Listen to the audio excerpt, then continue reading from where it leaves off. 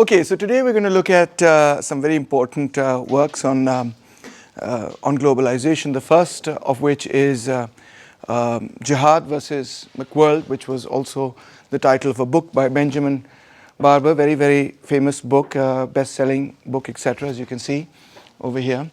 And the subtitle of the book is Terrorism's Challenge to Democracy. So I think the main focus of the book was to examine how globalization and terrorism intersect with each other and what they do to each other. So as the title suggests, the author is of the view that there are two major forces in the world today. On the one hand, there is Jihad, and on the other hand, there is McWorld. McWorld, of course, is just a play on words for McDonald's or fast food, etc., etc. But more importantly, perhaps, by Jihad is not just meant the politics of Islamic fundamentalism, but you'll see that he means by it what he calls the retribalization of large swaths of humanity by war and bloodshed.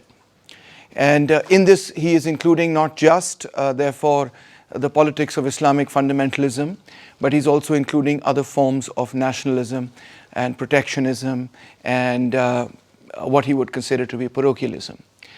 McWorld mesmerizes the world with fast music, fast computers, fast food, MTV, Macintosh, and McDonald's, pressing nations into one commercially homogeneous global network. That doesn't require too much of an introduction to, I suppose, all of you, since we are all part of McWorld to some extent or the other.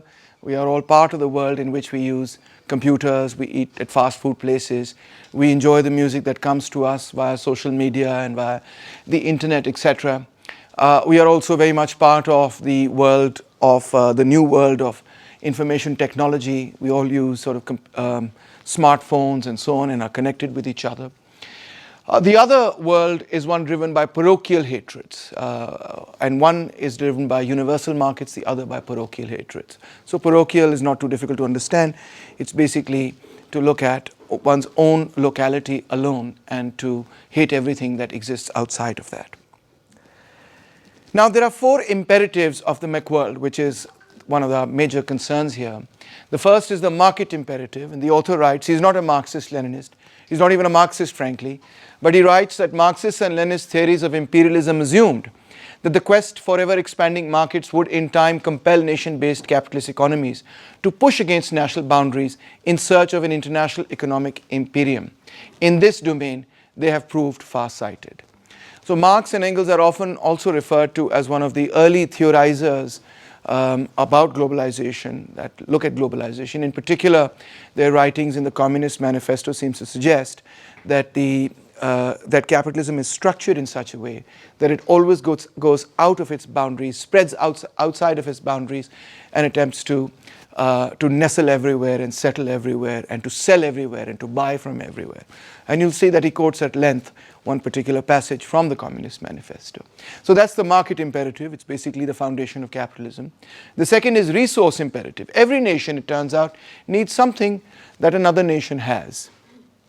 So it may be that a particular society is socialist or autarkic or wants to be autarkic or wants to be separate and doesn't want to interact with the rest of the world. But in reality, every country needs something from someone else. You don't even have to be, you could be as large as the Soviet Union, you could be as large as the United States of America, and surrounded on two sides by a continent of oceans. And yet you may still want to, or you still may need something from other people, and you therefore may still need to trade. The third is the information technology imperative. And this might be a little more controversial, especially in a postmodern generation.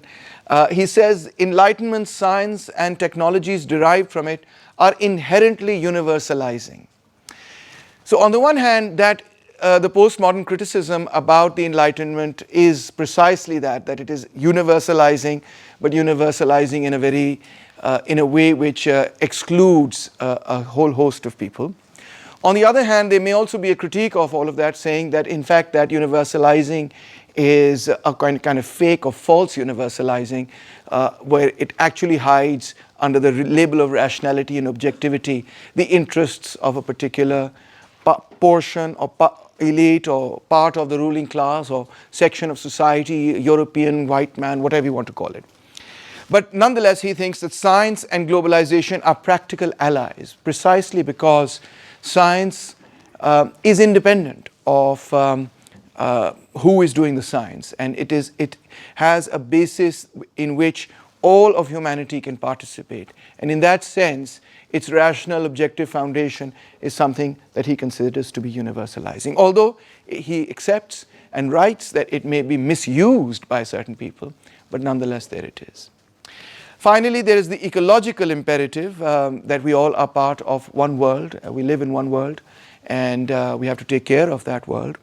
And naturally, there are things and processes that are going on in the world that impact everyone. Not just, these are processes that may be going on in the West, but they impact everybody around the globe. This creates a very strange sort of situation where whenever there are debates about ecological harmony, about taking care of the environment, first world countries who are the major polluters, etc., who have contributed the most to environmental degradation, often end up saying, yes, acknowledging that they have contributed to environmental degradation, but then also saying that now the situation is so bad that third world countries should no longer follow the path that first world countries have already followed in terms of industrialization, because that will lead to, or in terms of consumption patterns, because that will lead to a disaster. So they try to say that the world cannot afford your modernization. Ours has wrung it dry. Already our industrialization has exhausted the ecological potential of the world, and therefore the third world should halt its industrialization, or if not halt it, at least slow it down. And of course that is kind of problematic, and I'm not sure how to resolve that particular question. So the author contends that the idea of the Enlightenment, of a universal rational society, during the Enlightenment the idea was that reason would create a world society in which it would not be kings and rulers and prophets and clergymen who would come to rule, but it would be a kingdom of reason. Such was the imagination of the French revolutionaries. Such was also the desire and wishes of people like Immanuel Kant, who spoke about a period of perpetual peace, etc., etc. So he says, well, in a certain sense, globalization has come to embody and manifest and realize this particular idea of a universal rational society.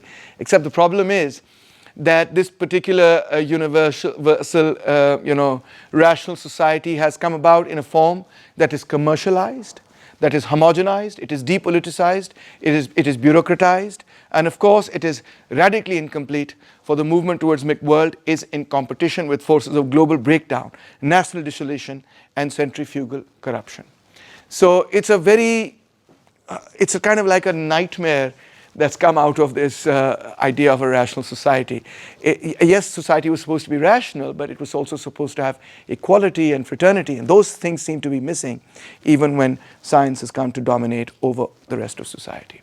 So let's now look at the other side of the picture, which is the jihad and what he calls the Lebanization of the war. The reason why he refers to it as Lebanization, for those of you who may have studied conflict in the Middle East or looked at some of our Middle East lectures or just generally are aware of Lebanese history, Lebanon went through 40 years of civil war in which nearly every community fought every other community. The Shias, the Sunnis, the Christians, they all fought each other. The secular forces, communist, national liberation forces, Arab liberation forces, they all fought each other. And it was quite terrible, especially in the 1980s, etc. The PLO, of course, was also involved. At one point in time, United Nations troops also landed there, and so on and so forth. So the point is that it was quite a horrific kind of civil war. So is that what's going on with the world? Well, he says, the forces of Lebanization or the forces of jihadism, and he's not referring, as I told you before, just to jihadis. He's not just referring to jihadis. He's using jihad as a broader metaphor for certain forces. He says these forces are regularly mentioned in the media. They are mentioned in the headlines, etc. And they are in these headlines. They are mentioned as cultures. They are not mentioned as countries. They are mentioned as parts, never as wholes. They are mentioned as sects, never as religions, complete religions. They're mentioned as rebellious factions and dissenting minorities at war, not just with globalism, but with the traditional nation state, etc. So there's this sort of idea that whoever these forces are or whatever these forces are, they're quite incomplete. They're not whole forces. They're not entire religions, but sects of religions, strips of little bits of humanity, etc., that are fighting it out. And of course, there's a lot of distortion that's going on in the mainstream media, which I think the author is ready and willing to acknowledge. Nationalism is often a reactionary and divisive force, he says.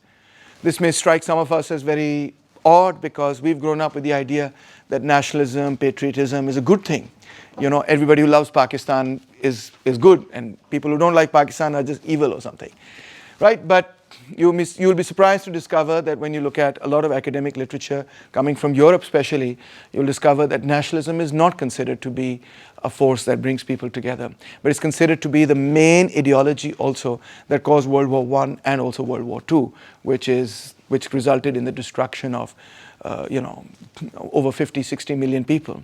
So for that reason, nationalism is not just considered to bring people together, but to be enormously divisive as well. So it's a divisive force, pulverizing the very nations it once helped cement together. So it's true that there was a time when nationalism brought nations together, creating them, forming them into states, into modern nation states, etc., like during the French Revolution or during the English Revolution, the Glorious Revolution, etc. He acknowledges that, and he says, yes, in that period, nationalism was a force that brought people together, created new states, and created new kinds of societies altogether. But that period is gone. In periods of consolidation, nationalism has a positive value and is a lofty standard. But in Europe, everything is more than consolidated, and nationalism is nothing but a mania, he quotes another author as saying. So now, today, you don't need to consolidate the state or the nation any further. What is happening with nationalism now that it's become a reactionary, divisive force, breaking people apart. He gives the example of Yugoslavia, but also of the former Soviet Union. He says, which is, and we often use this expression in political science called Balkanization, where things are just flying apart and people with who belong to different ethnic groups don't want to get along with other people of other ethnicities, etc. They want to create their own separate states. That should not come as a surprise to us, given that Pakistan ke andar bhi, you can see that there are many, many forces within Pakistan that do not want to live within Pakistan, but would prefer to separate from Pakistan and create their own state. There are more than, he says, 30 wars in progress, going on at the moment. Last year, he says, most of them are ethnic wars, racial wars, tribal wars, or they are religious wars.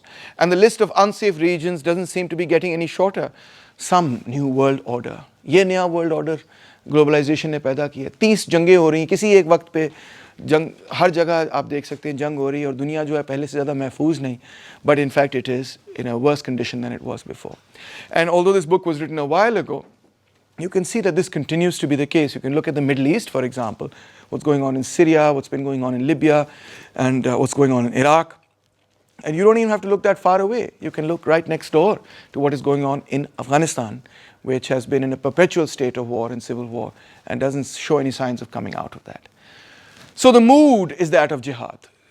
Again, by jihad is not necessarily meant a religious war here, but just a war based on your identity, on a new identity, religious identity, ethnic identity, or any other identity. He says the mood is that of jihad. War is not an instrument of policy, but war is now an emblem of identity. It is who we are. We are the ones that fight. We are the Basque nationalists, or ETA, or we are this nationalist or that nationalist, etc., etc. It is an expression of community and end in itself. War is not a means to an end. It's become the defining feature of some of these particular movements. That might be an overly harsh judgment because there may be legitimate reasons why some ethnic national forces are fighting. Nonetheless, I think it may be an overly exaggerated statement to say that, but you capture the essence of what he's saying, which is we don't seem to see anything in the middle. We don't seem to see or anything outside of this. On the one hand, we have this McWorld, this McDonaldization of the world, which is leaving, in which the powerful and the rich are completely pulverizing and destroying whatever is in their path and utilizing whatever exists only for their own benefit, whether that's raw materials or labor power. And they don't care about democracy, and they don't care about human rights, and they don't care about women's rights, or a better life, or equality, or fraternity, etc. What they care about is that they want to sell their products. They want to sell their stuff. That's the main thing. And to sell their stuff, they're ready to work with autocrats, they're ready to work with dictators, they're ready to work with kings and sultans and anybody they can work with. And also they can work with Democrats. But what's important for them is not whether a regime is democratic or undemocratic, but whether it is pro-free trade or anti-free trade. And if they're anti-free trade, then they are dictators and horrible people and so on and so forth, and there must be regime change. And if they are pro-free trade, then they're okay. It's just their culture that they're like that, It's just their culture that they have a theocracy, or it's their culture that they have a king, etc. It's not a bad thing, right? We don't care. It's their culture that women are a certain way. We don't bother with that too much. Religion in this world, in this McWorld, this world of globalization, has also become a battlefield. That should be, I think, self-evident. But the new expressions of religious fundamentalism are fractions. They are fractals and pulverizing. They're never integrating. They're dividing people. If you want an example, just look at Pakistan, look at what's going on with the TLP and what's going on with the TTP and with all the religious organizations. They're deeply, deeply divisive. I don't think that these organizations can sort of unite the whole of Pakistan and take us to the promised land or anything. In fact, mainly their agenda seems to be sectarian. It's either I'm Barelvi and you're Deobandi, and I'm Shia and you're Sunni, and I'm this and you're that, and I'm Muslim and you're not. 9 times out of 10, it's about excluding people from your own religious group. So in that sense, he says, he likens them, this kind of religion, to the crusaders. They're like crusaders, a battle to the death for souls that, if not saved, will be forever lost.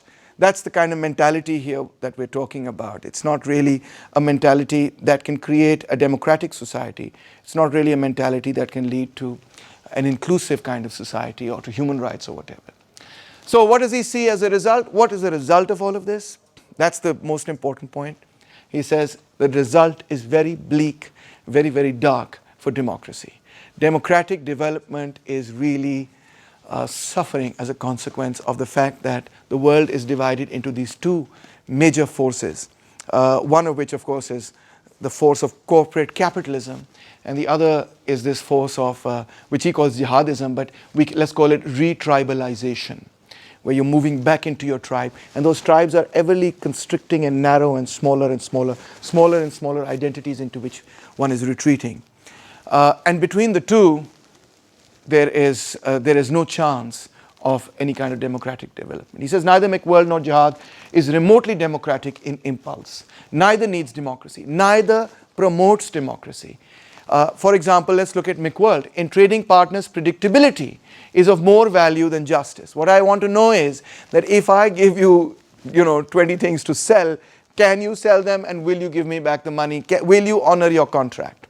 That's pretty much what I care about. I don't care whether, what your values about women's rights are, and what your values about minorities are, and what your values about race are, and blah, blah, blah. I don't care. All I want to do is sell whether it's a bottle or a cigarette or a phone or whatever it is. That's what I want to do. I want to sell stuff and buy stuff, and I want to make money. That's my only concern. So I'm not concerned with democracy. This is a very different view from the view that, capitalism somehow automatically generates democracy.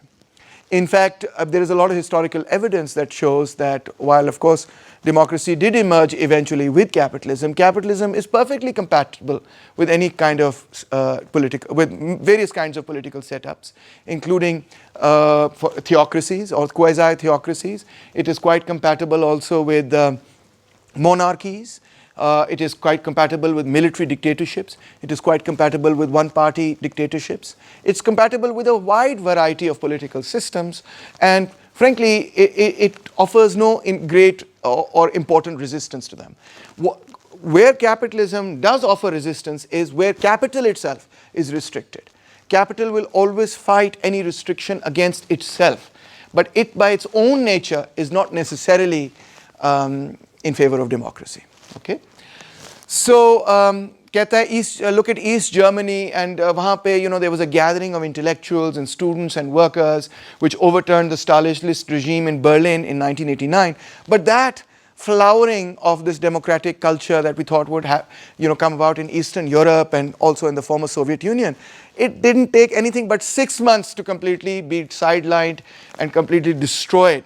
In 6 months, Germany's mini version of McWorld basically pulverized and destroyed whatever chances of real genuine democracy were going to emerge in the former Soviet Union or in the former socialist republics.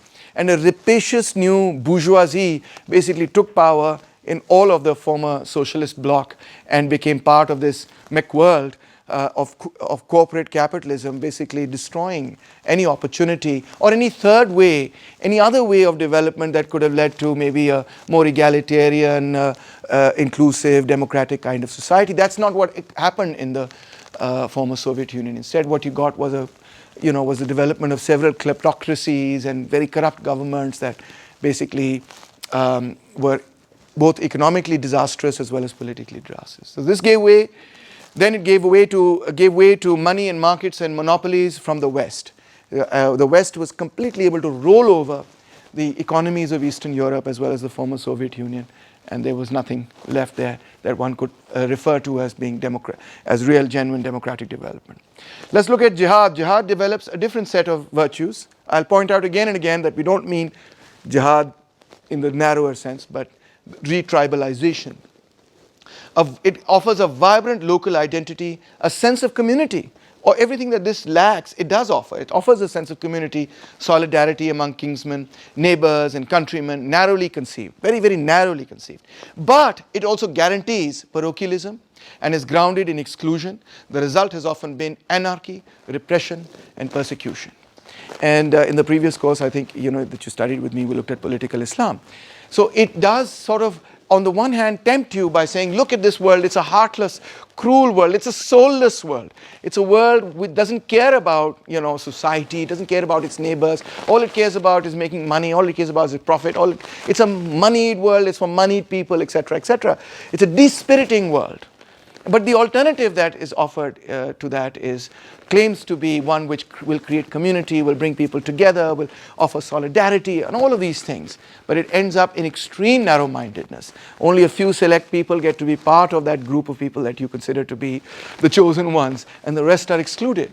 And not just excluded, but even opposed and persecuted. And that results in repression and authoritarian kind of regimes and government. So what is the politics of McWorld, and not just McWorld, but Jihad and McWorld? He says it's a politics which is an anti-politics.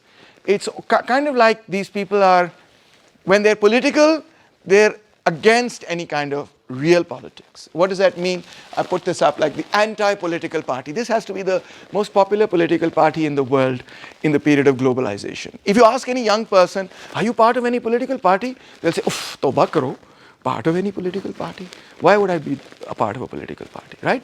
Anybody, and if somebody says, oh, do you know that XYZ Professor Farooq Saab is part of PTI or whatever, we suppose that. So it's considered like gossip or something. Jaise ki badi buri baat hai, oh my God, he's part of a political party. Ooh, what is that like? There was a time when that wasn't the case, in the late 1960s and 70s. If a young person was not part of a political party, they'll be like, what a weirdo. He's not part of trying to make the world a better place. We're all part of politics. Why isn't he part of politics? And today, in the period of globalization, the whole thing is turned on its head. And people are like, I don't want to be part of politics. I'm not part of any party. I don't want to be part of any party. This is an apolitical, non-political platform. We're not involved in politics. We just want to change the world. But we're not involved in politics. It's the weirdest thing anybody can say, but it's being said all the time. Never trust a politician. All politicians, doesn't matter, right, left, X, Y, Z, up, down, doesn't matter. Vote for nobody, nobody tells the truth. That's kind of like, I guess, what's your generation called? Millennials? Yeah, right? So, no, sorry, Gen X. Okay, you guys are Gen X. Aapke baad hain wo millennials? Oh God, so I'm so out of date, you can see, right? Completely out of date. Okay, so Gen X, right? Aapke baad hai Gen Z phir mera khayal hai. Is that right? X, Y, Z or something. All right, vote for nobody, nobody tells the truth, and so on. If you repeat a lie often enough, it becomes the truth. That's politics. That's what most people, young people today, consider politics to be. So, so to the extent that it has any politics, McWorld has any, or Jihad has any politics, it's an anti-politics. And even your own Prime Minister says it, right? Even your own he understands the nubs of the people, and he says, for example, in his speeches, I'm not a politician, don't mistake me for a politician. I'm a leader, but not a politician. As if a politician is not a leader, or some the two are mutually exclusive or something, but that's how he defines it. For Jihad, the anti-politics of tribalization has been explicitly anti-democratic, one-party dictatorship, government by military junta, theocratic fundamentalism. Jihad may be the last deep sigh before the eternal yawn of McWorld. So another very important thing, which is put very briefly and succinctly, is that although it appears like the forces of Jihad are countering globalization, in a certain sense they are themselves a product of globalization. But most importantly, there is no way that they can actually really stand in front of the forces of globalization.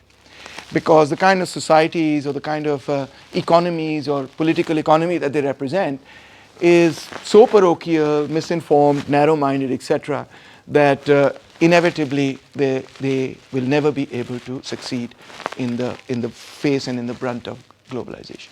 I think the example that comes to my mind is the Taliban. When they came to power in Afghanistan recently, so Imran Khan ne kaha ke, oh, they have broken the shackles of slavery, right? And now they're going to create a true Islamic Emirates, etc. And yet that very Emirates was forced to go to the powers of globalization and to ask for money to feed its own people. And what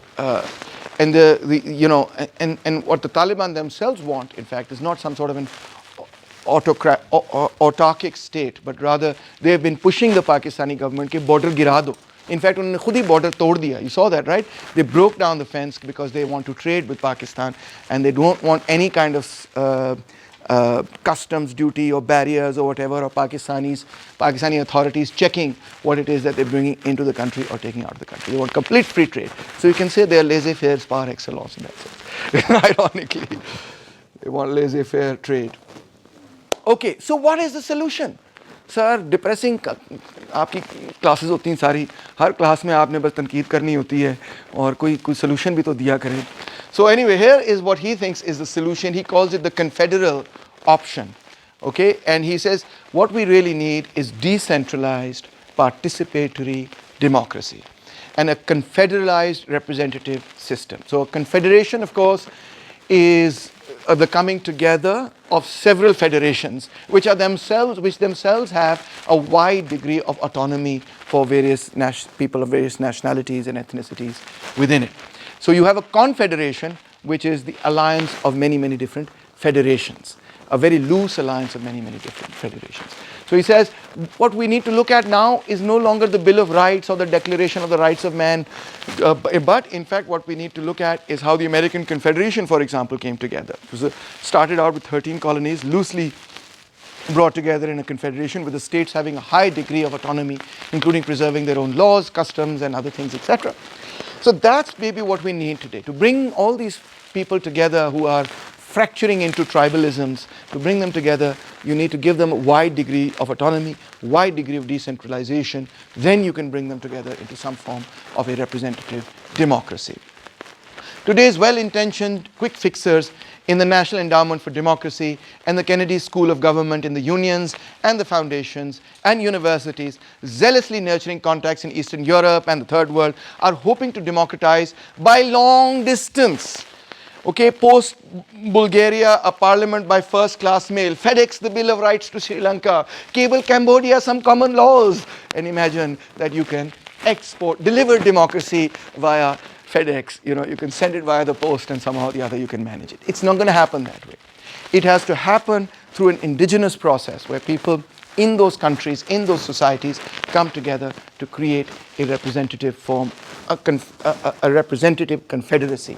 That's the way it can happen. So it cannot be exported from outside.